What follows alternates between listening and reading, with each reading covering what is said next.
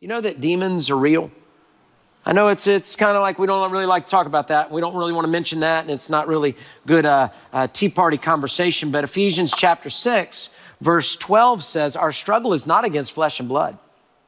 Our struggle is not against flesh and blood, but against rulers, against authorities, against the powers of this dark world, against the spiritual forces of evil in the heavenly realms. So there are heavenly realms, meaning celestial realms, not just angels, but there's demons as well. They're not going to be in heaven. Now, here's what's interesting. They have belief, but they don't have faith. And here's what's shocking to us. The demon's belief is very orthodox. Listen to this quote from a commentator. It comes to a shock to people that demons have belief. Well, what do they believe? For one thing, I'm going to show you some scriptures in a second. For one thing, they believe in the existence of God. Demons are not agnostic and they are not atheist. They believe in the deity of Christ. Whenever they met Christ when he was on earth, they bore witness to his sonship. They believed in the existence of a place of punishment. They also recognized Jesus Christ as judge, and they submitted to the power of his word. Let me give you a couple examples. Mark chapter 1, verse 23. Just then a man with an unclean spirit, that would be a demon, was in the synagogue, and he cried out, "What do you have to do with us, Jesus of Nazareth?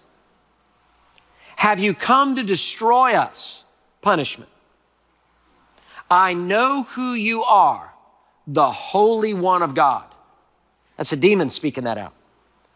Luke chapter 8, verse 26 through 35. And they sailed to the region of Gerasenes, and which was opposite of Galilee. And when they got there, a man from the town who had demons met him. So Jesus, this is Jesus being met by this man. For a long time he had worn no clothes and did not stay in the house, but in the tombs.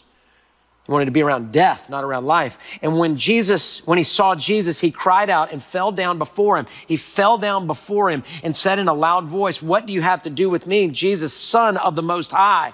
I beg you, don't torment me or punish me." For he commanded the unclean spirit to come out of the man, and many times it had seized him, and though he was guarded and bound by chains and shackles, he would snap the restraints, and driven by the demon into deserted places.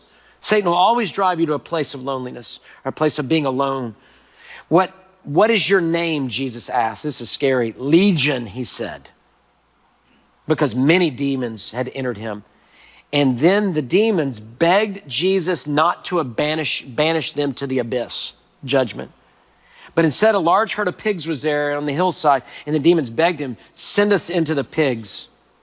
Mark chapter 3, verse 11. Whenever the unclean spirits saw Jesus, they fell down before him and cried out, "You are the Son of God." Isn't that interesting? That demons have more orthodox belief than some of our friends who don't acknowledge that he's the Son of God, that don't acknowledge there'll be a day of judgment, that don't acknowledge that he's the prophesied one of the Old Testament, that don't acknowledge that God is king over everything. How amazing is that? And so he says here in this very interesting verse, you believe that God is one. Do you know what that is? That's Deuteronomy 6:4. It's called the Shema. Every one of your Jewish friends knows the Shema. Every Jew knows the Shema. They should at least. And it's basically this, where it says, you believe, for the Lord God is one. And so that's the Shema. And so he's saying, you believe that God is one. Great. You got a bunch of Jewish belief. That's awesome. But you don't need to have demon belief. You need to have faithful belief.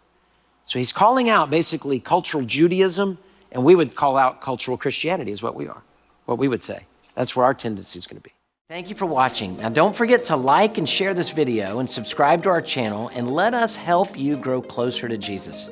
And while you're here, why don't you check out some of our other videos? We have testimonies, sermons, Bible lessons, and much more. Make sure to visit us at houstonsfirst.org. And if you're ever in Houston on a Sunday, come see us in person.